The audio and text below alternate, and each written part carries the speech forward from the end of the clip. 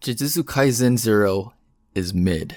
Now before you Jujutsu Kaisen fanboys give me a look of disgust and start blowing up my comment section, hear me out.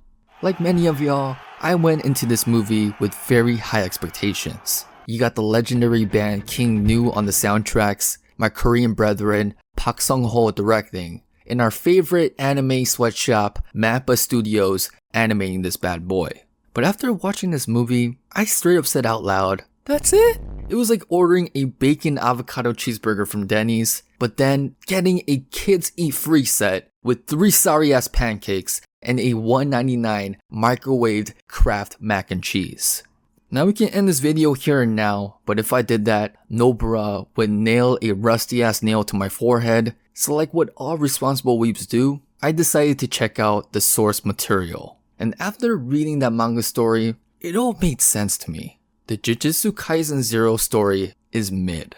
The pacing was horrendous, the character development was non-existent, and the villains were all one-dimensional. It felt like I was reading the X-Arms adaptation of the Jujutsu Kaisen main story. If anything, you gotta give props to Mappa Studios for elevating this project from a 5 to a 7. They were really able to flesh out these fight scenes that were more fluid than Najimi Osana's gender. They were even able to add in all this supplementary animation to add more depth to Maki's story. But before I completely shit on this prequel story, you really have to understand the background of Jujutsu Kaisen 0. This story wasn't a spin-off manga Akutami sensei drafted after making good progress with the main story. This story was actually written entirely 1 year before Sensei started on the main series. This was the first time Sensei had the experience of fleshing out a full-on manga volume story. In other words, Jujutsu Kaisen 0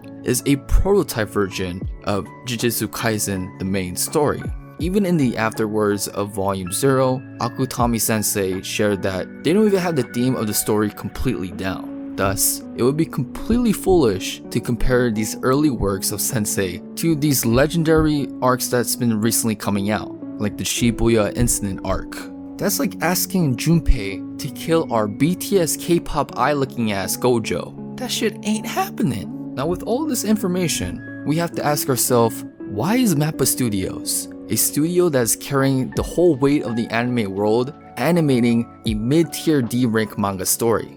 The short answer? To make money. Anything you slap the Jujutsu Kaisen labeling on, you know people are going to pull through.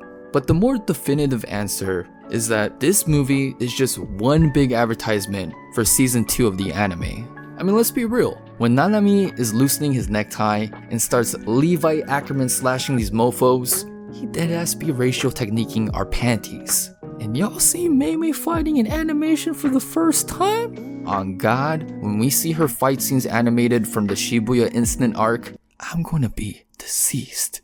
So with all these god tier fan service, with this Marvel Avengers lineup of showcasing all these badass characters from the main story, it was a bountiful and beautiful rainfall for us Jujutsu Kaisen anime deprived fans. This was the perfect way to hype up season 2, and there's no real other explanation. So with understanding the intentions of this project, could I rant a little bit? Is it me, or is the love story between Yuta and Rika one of the most trashiest love stories I've ever seen? So trashy in fact, I'm pretty sure that's what caused director Park Sung-ho to leave Mappa. But in all seriousness, could somebody explain to me, how in hell was this little girl able to afford a whole ass wedding ring? Like, I understand if this was a ring pop, but deadass, no matter how you look at this is a Ben Baller VVS Flawless diamond ring.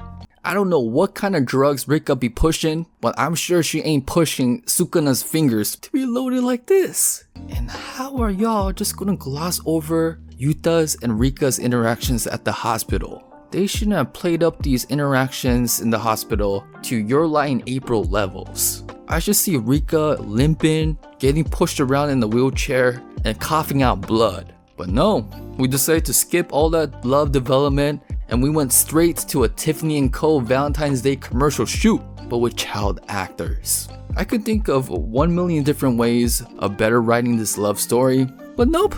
We got a made in China E-ranked Future Diary knockoff love story. And yo, Don't even get me started with how they butchered my boy Geto. I know he's gonna get the proper build out in season 2 with the adaptation of the hidden inventory arc, but it pains me seeing his rollout in Jujutsu Kaisen 0.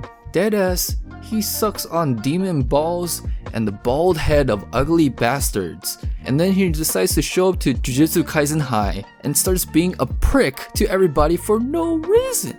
Then he pulls off the ultimate prick move and goes like, cancel your Christmas Eve dates cause I'm gonna make all of y'all return to Monkey with my 100 demons. But that plan completely backfires and he gets wrecked by a overprotective high school girlfriend. Oh, I'm Dai, thank you forever. What? Man. So, what's my closing thoughts? If you take it as is, Jujutsu Kaisen 0 is easily a 5 out of 10 story. But when you start adding up these different caveats, Mappa's Midas touch animation, teasers of all these badass characters, and understanding the background of the source material, Jujutsu Kaisen 0, the movie, is a 10 out of 10 adaptations, no questions asked. However, like always, what do you guys think about this movie? Was it worth the hype? Do you think story-wise it matches up to the main series? Let me know all your thoughts down below. Thank you for your support. This has been your boy Yeman. Peace out.